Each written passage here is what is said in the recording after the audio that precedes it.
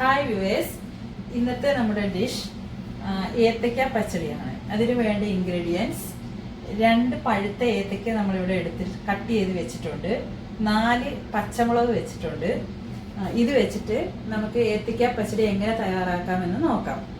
ആദ്യം നമ്മൾ ഒരു കറിച്ചട്ടി എടുത്ത് നമ്മളിവിടെ അരിഞ്ഞു വെച്ചിരിക്കുന്ന എല്ലാ സാധനങ്ങളും, അതായത് ഇൻഗ്രീഡിയൻസ് എല്ലാം ഇതിനകത്തേക്ക്, ഈ ചട്ടിക്കകത്തേക്ക് ഇട്ടിട്ട് നമ്മൾ ഒരു 1/4 ടീസ്പൂൺ മഞ്ഞൾപ്പൊടിയും ആവശ്യത്തിന് ഉപ്പും ഇട്ട് നമ്മൾ വേവിക്കാനായിട്ട് വെക്കുക. ഇതിലേക്ക് നമ്മൾ ഉപ്പിട്ട് പാകത്തിനുള്ള ഉപ്പും ഇട്ട് മഞ്ഞൾപ്പൊടി ഇട്ട് നമ്മൾ അടച്ചു വെച്ച് വേവിക്കുക.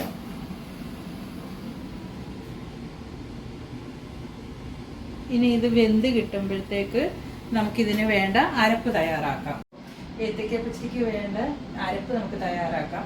അതിനു വേണ്ടി ഒരു അരക്കപ്പ് തേങ്ങ തിരുമിയത്, അതിലേക്ക് കുറച്ച് ചെറിയ ജീരകം, 1/4 സ്പൂൺ ചെറിയ ജീരകം, പിന്നെ കുറച്ച് കടുക് വേണം. അത് നമ്മൾ ഇത് മഷി പോലെ അരച്ചതിന് ശേഷം ഈ കടുക് അതിലിട്ട് ഒന്ന് ചതച്ചെടുത്താൽ മതി. ഇത് കുക്കായിട്ടുണ്ടോ എന്ന് നമുക്ക് നോക്കാം. ഇത് കറക്റ്റായി വെന്ത് കിട്ടിയിട്ടുണ്ട്. നമ്മൾ തവി വെച്ചിട്ട് ഒന്ന് ഉടച്ചു കൊടുക്കുക. അതിനുശേഷം ഇപ്പം നന്നായിട്ട് ഉടഞ്ഞു വന്നിട്ടുണ്ട്. അതിനുശേഷം നമ്മൾ ഈ അരച്ച് വെച്ചേക്കുന്ന തേങ്ങയും ജീരകവും കടുകും കൂടെയുള്ള അരപ്പ് ഇതിലേക്ക് ഇട്ട് കൊടുക്കാം.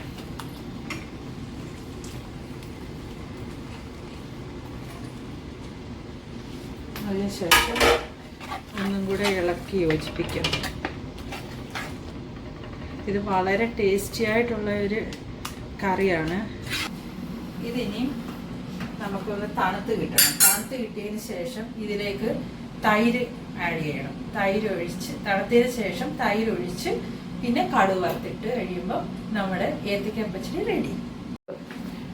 നമുക്ക് ഇനി ഇത് തണുക്കാൻ വേണ്ടി ഒന്ന് വെയിറ്റ് ചെയ്യാം. ഇനി നമുക്ക് ഇതിലേക്ക് തൈര് ചേർക്കാം.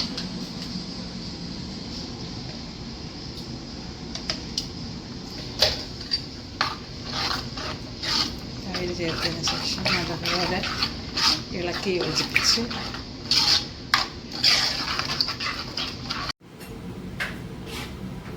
ഉപ്പും എല്ലാം പാകത്തിനായിട്ടുണ്ട്. ഇനി നമ്മൾ കടുക് വറുത്ത് ഇതിലേക്ക് ഇടാം. അതിനായി ഒരു ഫ്രൈ പാൻ എടുത്ത് വെക്കുക. വെളിച്ചെണ്ണ ഒഴിച്ച് അതിലേക്ക് നമ്മൾ കടുക് ഇടുക.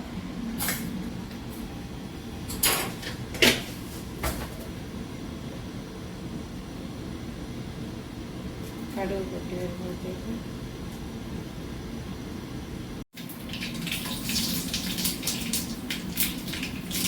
മുളകിട്ട്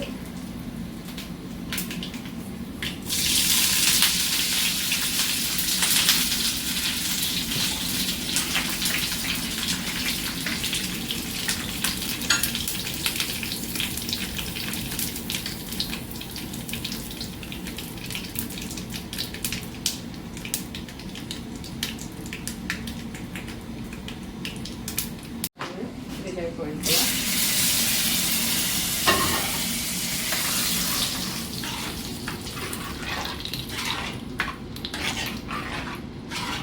സ്വാദിഷ്ടമായ ഏത്തയ്ക്ക പച്ചടി റെഡി. ഇനി അടുത്ത ഒരു കറിയുമായിട്ട്, അടുത്തൊരു വിഭവവുമായി നാളെ നമുക്ക് കാണാം. Bye bye.